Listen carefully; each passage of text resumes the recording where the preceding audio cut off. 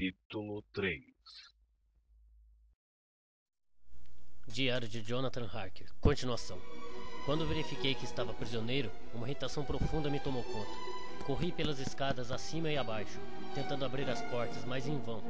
Quando voltei, depois de algumas horas, tive a impressão de haver enlouquecido, pois minha conduta parecia de um rato apanhado numa ratoeira.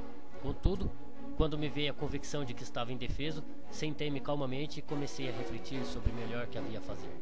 Ainda estou refletindo e não cheguei a uma conclusão definitiva. Somente de uma coisa tenho certeza, é que não devo permitir que o conde saiba que estou pensando. Ele sabe muito bem que estou aprisionado. Foi ele próprio que me prendeu e apenas iria me enganar se eu lhe revelasse os fatos. O que tenho a fazer é esconder meus próprios segredos e temores e conservar os olhos bem abertos. Mal chegar a essa conclusão, ouvi o barulho de uma grande porta de baixo que se fechava e percebi que o conde havia entrado. Ele não se dirigiu logo para a biblioteca e, indo cautelosamente para meu próprio quarto, encontrei-o arrumando a cama. Era estranho aquilo, mas confirmava a conclusão que eu chegara. Não havia criados naquela casa. Quando mais tarde, através da greta da porta, vi o conde pondo a mesa da sala de jantar. Não tive mais a menor dúvida. Aquilo era uma prova de que só havia uma pessoa no castelo, e, portanto, devia ter sido o próprio conde, o cocheiro da Caleça, que me trouxe aqui. Foi terrível pensar tal coisa, pois, se assim era, isso quer dizer que o conde pode dominar os lobos, como dominou apenas levantando a mão em silêncio. Porque toda aquela gente de Bistritz e da diligência tinha tido tanto medo por minha causa? Que significava o oferecimento do crucifixo, do alho, da rosa silvestre? E a sorveteira? Bendita seja a boa mulher que amarrou o crucifixo em meu pescoço. Tocá-lo me dá força e confiança. É estranho que um objeto que eu devia considerar como uma prova de idolatria me proporcione tal sentimento de conforto. Mas pensarei nisso mais tarde. Por enquanto, preciso descobrir tudo o que for possível acerca do Conde Drácula, para que eu possa compreender melhor o que está se passando. Esta noite, talvez, ele fale a respeito de si mesmo, se eu dirigir a conversa nesse sentido. Contudo, preciso ter cautela para não despertar suas suspeitas. Meia-noite. Tive uma longa conversa com o conde. Fiz-lhe algumas perguntas sobre a história da Transilvânia e ele se entusiasmou com o assunto. Ao falar dos acontecimentos, especialmente das batalhas, parece que os presenciou. Explicou-me depois que tem tanto orgulho com sua casa como consigo próprio. Quando se refere à sua casa, diz sempre nós e fala no plural como um rei. Nós, os Équeles, Disse ele. temos o direito de nos sentirmos orgulhosos, pois em nossas veias corre o sangue de muitas raças valentes que travaram lutas leoninas para a conquista. Aqui, neste cadinho de raças europeias, a tribo de Ugre trouxe da Islândia o espírito belicoso que lhe deram Thor e Odin. E seus homens se lançaram com tal afã nas praias da Europa e também da África e da Ásia, que os povos pensavam que tinham aparecido os próprios lobisomens. Também para aqui vieram e se encontraram com os hunos, cuja fúria guerreira varrera a terra como uma fogueira, até que os povos moribundos afirmassem ter nas veias os sangues daqueles velhos feiticeiros que, expulsas da Sítia, cruzavam-se com os demônios no deserto. Idiotas! Que demônio ou bruxo foi tão grande quanto Átila, cujo sangue corre em nossas veias? Não é de admirar que sejamos uma raça de conquistadores.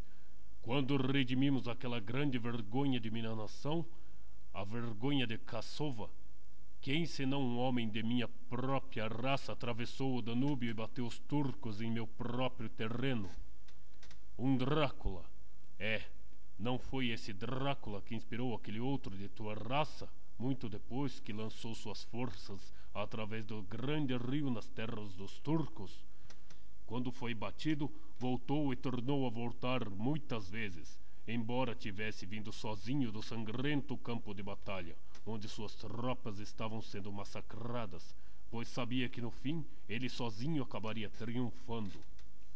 Dizem que só pensava em si mesmo, mas de que valem os camponeses sem um chefe? No entanto, os dias de guerra passaram. O sangue é uma coisa muito preciosa nesses dias de paz vergonhosa. Já estava quase amanhecendo e fomos para a cama. Nota: esse diário se parece horrivelmente com o começo das 1001 Noites, pois tudo acaba com o canto do galo, ou se parece com o espectro do pai de Hamlet. 12 de maio. Comecemos com os fatos. Fatos mesquinhos, verificados em livros e algarismos, e a respeito dos quais não pode haver dúvida. Ontem à noite, o conde veio ao meu quarto e fez-me perguntas referentes a assuntos judiciais. Quis saber, em primeiro lugar, se na Inglaterra é lícito uma pessoa ter 2 ou mais procuradores. Respondi-lhe que, quem quisesse, poderia ter até 1 dúzia de procuradores, mas que não era aconselhável ter mais de um empenhado na execução de uma transação, pois apenas um podia agir de cada vez. E mudar de procurador, sem dúvida, seria prejudicial aos interesses da parte. Ele pareceu compreender perfeitamente e perguntou-me se havia alguma dificuldade prática em ter uma pessoa para atender, por exemplo, aos interesses bancários, outra para cuidar de embarques por via marítima, no caso de haver necessidade em lugar que não fosse o da residência do procurador bancário. Pedi-lhe para explicar-me melhor e ele disse: Vou exemplificar. Nosso amigo comum, Sr. Peter Hawkins, que mora em Exeter, longe de Londres, compra para mim, por intermédio do senhor, uma propriedade em Londres. Agora deixe-me dizer francamente para que o senhor não ache estranho ter contratado os serviços de alguém que mora longe de Londres, que fiz isto porque não desejava que outros interesses locais fossem satisfeitos, a não ser os meus. Assim preferi ter meus interesses defendidos em Londres, por alguém que lá não reside. Agora, suponhamos que eu tenha muitos negócios e deseje, por exemplo, embarcar mercadorias para Newcastle, Durham, Harwich ou Dover, por exemplo. Não o faria com mais facilidade através de consignação para um daqueles portos? Respondi que sim, embora os procuradores tenham um sistema de agências. Mas, perguntou ele, eu teria liberdade de dirigir eu próprio as atividades, não é verdade? É claro, respondi. Tal coisa é feita frequentemente por homens de negócio que não desejam que o conjunto de seus negócios sejam conhecidos por uma só pessoa. Ótimo! Disse ele, passando em seguida a fazer perguntas sobre os meios de fazer consignações e sobre os meios de se livrar de toda sorte de dificuldades que pudessem surgir e ser evitadas de antemão. Expliquei-lhe tudo isso o melhor que pude, e ele me deu a impressão de que seria um ótimo procurador. O senhor escreveu, depois de sua primeira carta, ao nosso amigo Sr. Peter Hawkins, ou a qualquer outra pessoa? Perguntou depois. Foi com certa irritação que respondi que não, pois não tivera ainda oportunidade de enviar cartas a quem quer que fosse. Pois então, escreva agora, mais jovem amigo, disse ele. Escreva a seu amigo e a qualquer outra pessoa e diga, se quiser, que vai ficar comigo durante 1 mês. Quer que eu fique tanto tempo? Perguntei, sentindo um frio no coração. Desejo muito e não concordarei com uma recusa. Quando seu patrão concordou em enviar uma pessoa em seu lugar, ficou combinado que seriam levados em consideração meus interesses. Tive que concordar, afinal de contas estava ali representando os interesses do Sr. Hawkins e não os meus. Além disso, enquanto falava, o conde Drácula dava a entender pelo olhar que eu era seu prisioneiro e tinha que fazer o que ele quisesse. Peço-lhe, meu amigo, prosseguiu, que só fale de negócios em suas cartas. Sem dúvida, seus amigos ficarão satisfeitos sabendo que o senhor vai bem e quando pretende voltar, não é mesmo? Enquanto falava, apresentou-me 3 folhas de papel e 3 envelopes, finíssimos, e compreendi pelo olhar do conde que estava insinuando que eu tivesse o máximo cuidado com o que escrevesse, pois ele poderia facilmente ler as cartas.